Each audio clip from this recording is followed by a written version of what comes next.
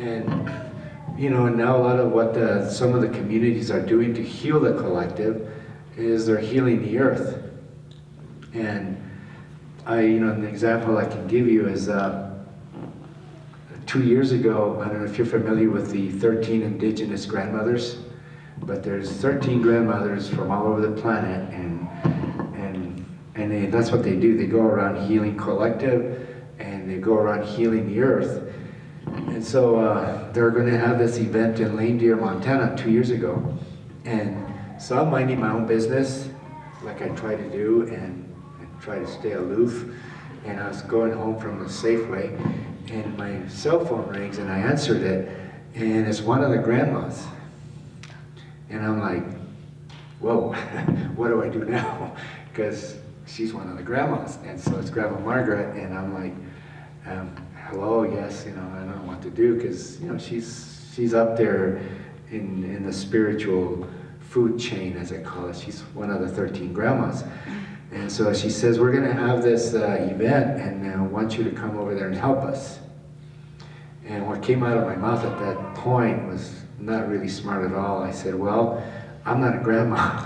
That's what I said to her. And she says, well, that's not why I'm calling you. So I says, well, yes, Grandma, what is it? And she says, we want you to come to this event we're having in Lame Deer and talk about the stuff you talk about. And I'm like, I really didn't want to, because these are the grandmas, and this is a big deal, and I felt totally incapable of doing anything. And so I made all these excuses. I says, well, maybe you should get somebody from Lame Deer because they're closer. And I went on for about 5 minutes, and she was quiet on the other end. And when I finished my excuse making, she says, well, you're appointed then. And I already knew the rules. I knew that if you go against the grandmas, you go to hell for sure. And so I said, now I'm stuck. She's done it to me, and so I got to agree. And it's okay. What is it you need? And I'll go and do this talk. And so what the grandmas did is they went to Oklahoma to retrace the trail of the dog soldiers and the Cheyenne people when they broke out. Because when they broke out and on the way back to Montana, a lot of atrocities happened along the way, to where the cavalry, there's a lot of people that got killed, and a lot of really bad things happened. And so what the grandmas are going to do is they're going to go on horseback and retrace every step of the way and pray for the land and pray for everybody that died, including the soldiers, on the way all the way up to Lame Deer. And I thought, oh man, that's pretty heavy duty medicine. I really don't want to do this, but now I'm stuck. And so they took Morgan horses, which are the horses that the cavalry rode, and then the Mustangs, which are the horses that the native people rode. And so they went to Oklahoma, and they did all these prayers and all this stuff, and then they started riding and praying all along the way. And they stopped at Sand Creek, and they prayed and released all of the spirits of the people that were massacred there and forgave the cavalry. And so they're doing really high-level spiritual stuff. And so finally, ending up in Lame Deer, and so this is where I'm supposed to, kind of meet up with the grandmas and do my talk. And so the day came, but I was a day late or something. I was in Bozeman, Montana, and at 5 o'clock, they said, well, you're on next. And I'm 4 hours away. And I says, I'm still in Bozeman. I thought it was tomorrow. See, that's how much I was resisting this. And they says, well, okay, you can do it tomorrow then. And so, they wouldn't let me.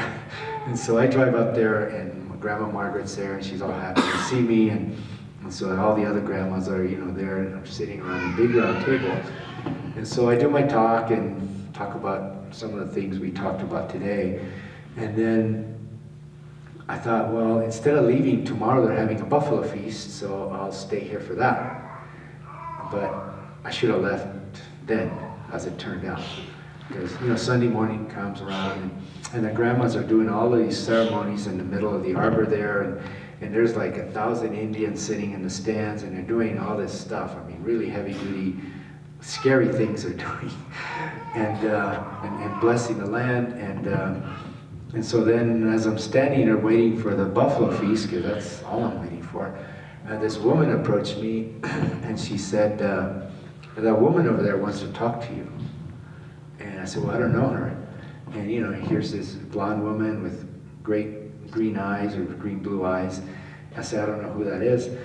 And she says, well, she's Custer's niece. And I started laughing because, you know, Native people joke a lot. And so I said, that's pretty funny, Custer's niece. Oh man, you're... But then she's not laughing. And that woman's looking at me and I'm like, whoa. So I said, well, I don't know her. What does she want? She wants to talk to you. And so I go over there and I say, I'm Ed Duran. And she says, I'm Alicia Custer. And I'm like, I'm thinking all of these terrible things in my mind. I said, I don't believe it. I'm creator. What are you doing to me now? And so I says, yes, ma'am. I mean, what can I help you with? I don't know what to say to Custer's niece. And she said, well, well, would you? And so, you know, here we have all of these dog soldiers and Arapahoes and Lakota people in the stands. And she says, well, I want to offer an apology on behalf of my ancestor. I says, well, that's a good thing. I said, why don't you go out into the bush and do your prayer however you pray and do your apology, and I'm sure the Creator will bless you for it. And I said something kind of trying to be, you know, compassionate at the same time. And she's really intense. I mean, her eyes are like on fire. And she says, no, I want to do it publicly to everybody here. And so she goes and talks to the grandmas. And so the grandmas, you know, they get in a huddle, in a grandma huddle, and they start talking grandma stuff. I don't know what they said, but they're talking in grandma-ese. And so when they finish their talk, they tell her to, yes, she needs to do this, but Ed needs to introduce her, meaning this guy. And when they told me that, I said, man, I should have left yesterday because this is not going well. And my whole body started to kind of vibrate inside because I was so nervous and it was very upsetting. And basically it was spirit and the dark world, everything was kind of messing with me. And I'm like, but now 13 grandmas are ordering me to do this, so imagine how long in hell I would have to spend if I disobeyed them, because now we have all 13 of them against me. And so I said, okay, what do I say? And so what was revealed to me is the stories of Black Kettle. Because Black Kettle was the Cheyenne, he was actually a holy man, that he would always approach Custer with a pipe. Even after his wife was shot at Sand Creek and Custer kept persecuting, trying to kill him, he would always approach him with a pipe. And so I thought, I'll talk about Black Kettle to set this up.